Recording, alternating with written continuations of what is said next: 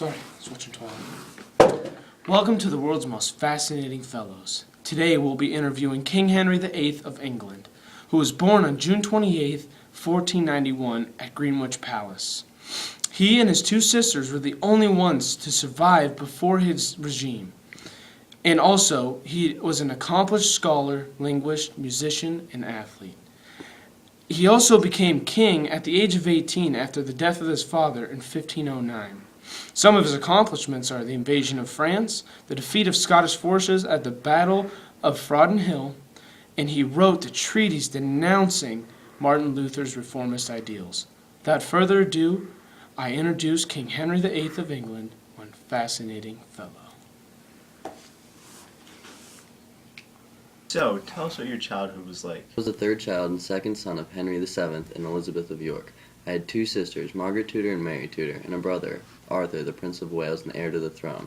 My grandmother, Margaret Beaufort, was in charge of my education as a toddler, and at the time I was well known for my energy and temper. As the second son, I had to be ready to take on the responsibility of Archbishop of Canterbury, so my focus of study was theology. This helped me greatly later in life. As a royal, I got an education that made me a skilled scholar, linguist, musician, and athlete. My brother died in 1502 when I was just 11 years old, so I became the next heir. Then my father died in 1509 when I was 18. What were your interests during your reign? The early years as king, I wasn't very involved in politics. Instead, I went hunting often and played different sports. I left the matters of the state with others.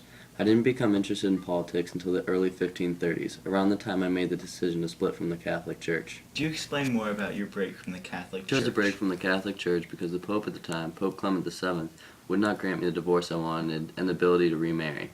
I wanted the divorce because I was yet to have a male heir with Catherine and saw that she would never give me one. I really didn't care what the Pope said, and I was going to have my divorce one way or the other, so I announced that being the King of England, I allowed my divorce. I tried to get the Pope to even agree to this, but he still wouldn't, so I ordered the Archbishop of Canterbury to grant me my divorce so I could remarry.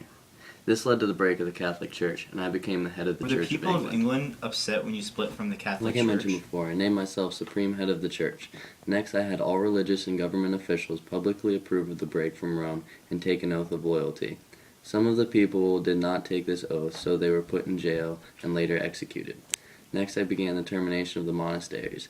The monastic lands and revenues went either to the crown or the nobility. This gave me more wealth than the church. Tell us about your wives and children. My first wife was Catherine of Aragon. She was my brother's widow. We were married in 1509. Catherine gave me my first daughter Mary, but failed to give me a son, so I divorced her in 1533. Weeks later, I took my second wife, Anne Boleyn. Anne also gave me a daughter. Her name was Elizabeth.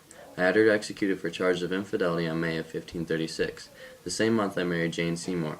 Jane died giving birth to my only son, Edward, on October 1537.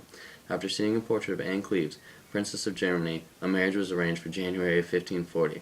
When I met Anne, I was so happy with what I saw, I divorced her in July of the same year. I then married a fifth time in July of 1540 to Catherine Howard. She was executed for infidelity in March of 1542. My final wife was Catherine Parr. I married her in 1543. What were some of your accomplishments during your reign? I had military, religious, and political accomplishments. One important military event is that I am well known as the father of the English Navy. When I started our Navy, I only had about 5 ships, but by the time my reign was over, there was about 60. A religious event was establishing the Church of England and the Act of Supremacy. A political accomplishment is that I made nobles less powerful and gave Parliament, the monarchy, more power. What do you think some of your personal accomplishments would be? I would consider my children my best personal accomplishment, because without them, the Tudor dynasty would have ended with me. I was also a fair musician and very good at sports. Would you share some of the issues between you and Charles V? Charles was the Holy Roman Emperor and the nephew of my first wife, Catherine. In the early years, I had a good relationship with Spain. I even went to war with them against France. In 1520, France and Spain saw England's favor. I met with both Francis I at the Field of Cloth of Gold and Charles V more quietly in Kent. My alliance with Charles was eventually destroyed. When I asked the Pope for my divorce, Charles became angry with the fact that I wanted to divorce his aunt. This was the main reason for our dispute. I later resolved the dispute and fought with him later.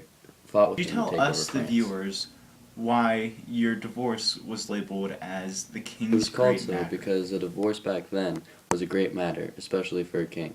The church was against divorce, so this made it even greater.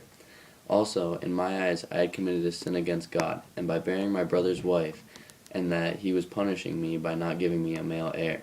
Cardinal Wolsey, the man taking care of my politics at the time, then named the divorce the Great Thank you, Matter. King Henry, for joining us today.